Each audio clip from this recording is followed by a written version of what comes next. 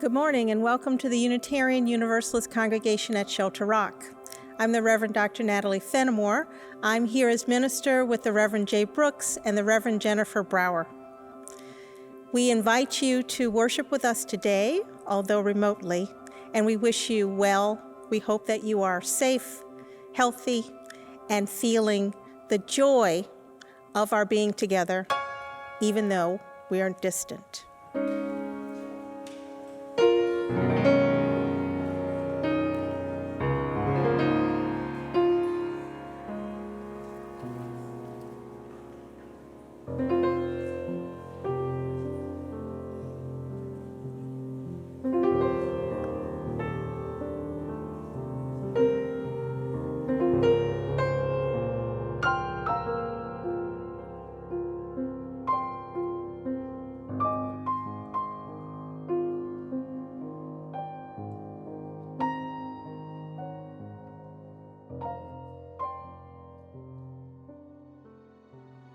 This is a reading by Lynn Unger called Pandemic. Pandemic. What if you thought of it as the Jews consider the Sabbath, the most sacred of times? Cease from travel. Cease from buying and selling. Give up just for now on trying to make the world different than it is. Sing, pray, touch only those to whom you commit your life. Center down, and when your body has become still, reach out with your heart. Know that we are connected in ways that are terrifying and beautiful. You could hardly deny it now. Know that our lives are in one another's hands. Surely that has come clear. Do not reach out with your hands. Reach out with your heart. Reach out with your words. Reach out with all the tendrils of compassion that move invisibly where we cannot touch. Promise this world your love, for better, for worse, in sickness and in health, for as long as we all shall live.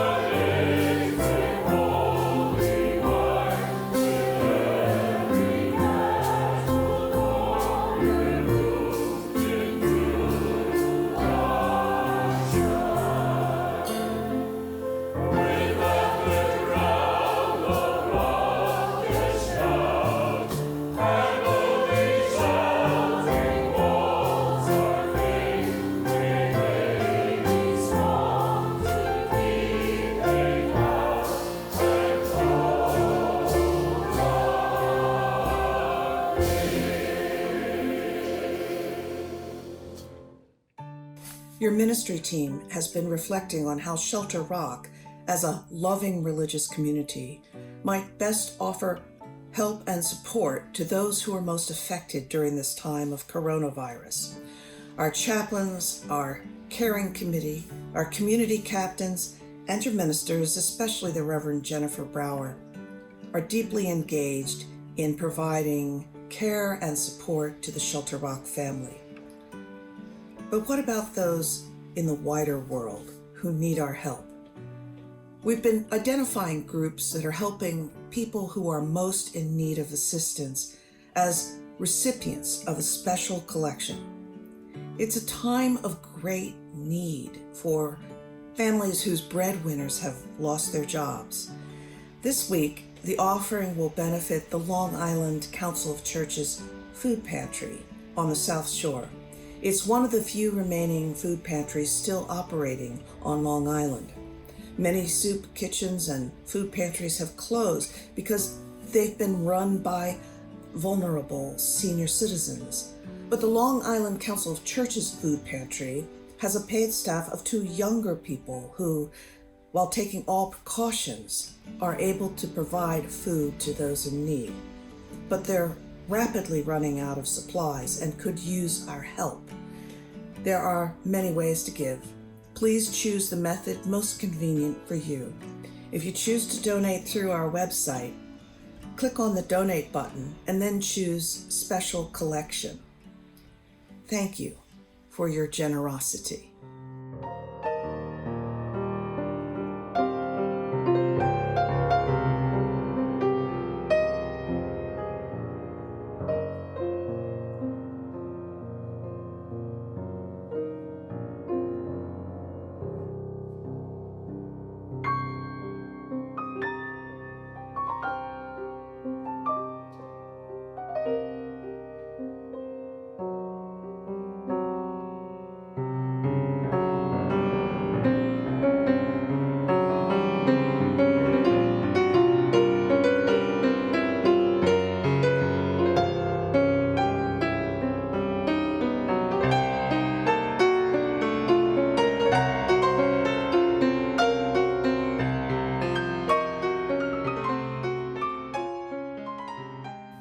Our reading comes from Slovy Youngris Wolf.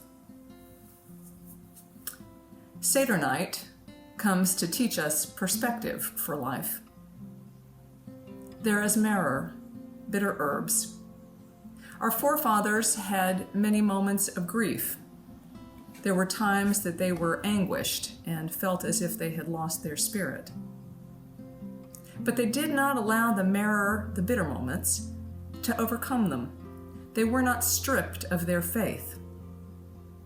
So we dip the maror into haroset, a delicious mixture of apples, nuts, wine, and honey, to teach us that even in the most difficult of times, we must see the sweetness that imbues our life. We must see and appreciate the friendships, the love, the resilience, and the kindness that surrounds us always. God took the Jews out of Egypt, and we will all find our way through and out of this most difficult time.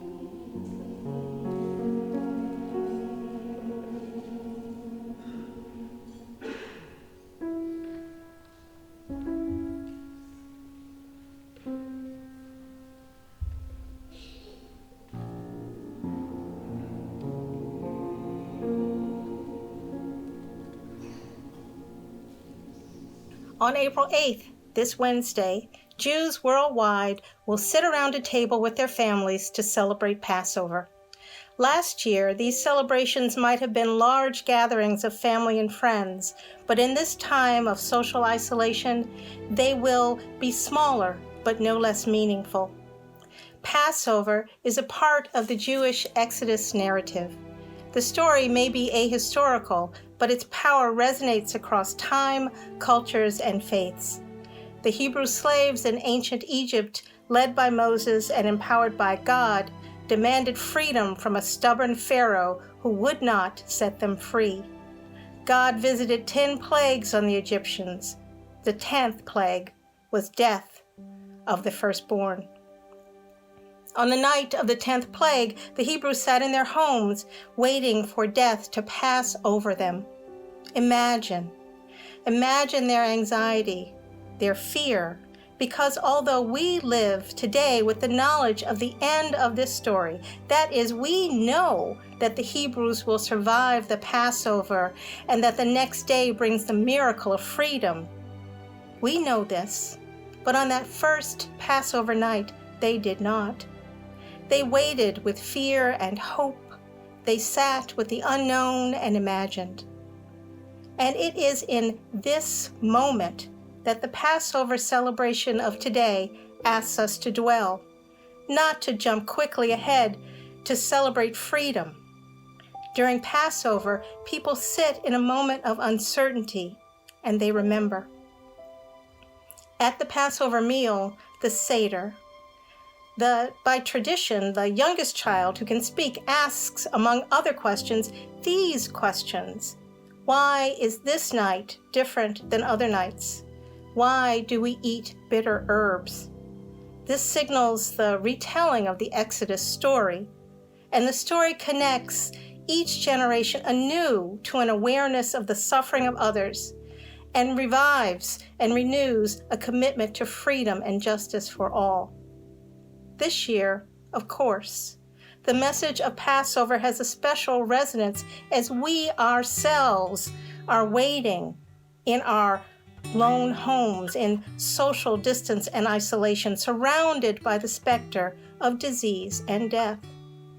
We are now the ones who are challenged to look forward with hope and a belief in a bright future. And so, what will we say when that future comes, when we tell the story of this time? When we are asked, why is this time different than any other time? I hope that I will say something like this. My child, I was scared and sometimes lonely. I did not know what was to come. I did not know who was to suffer and who was to be spared. I worried about myself and those I loved, but I tried to care about everyone. I took some time to be grateful for my community because we helped each other to be stronger and less alone. We tried to give each other hope. We tried to give virtual hugs while we waited for the new day. I would not wish this time on anyone, yet perhaps in this time, we have had glimpses of our better selves. Perhaps we have had a window into the fear and suffering that so many experience around us day and day. And that experience will enable us to gain greater compassion for all. So may it be. Amen.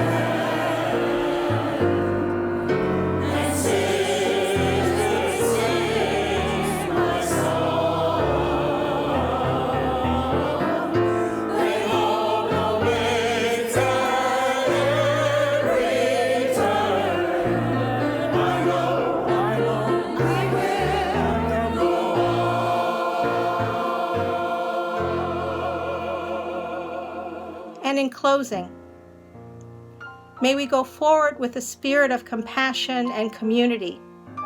Stay connected and be well. Go in peace.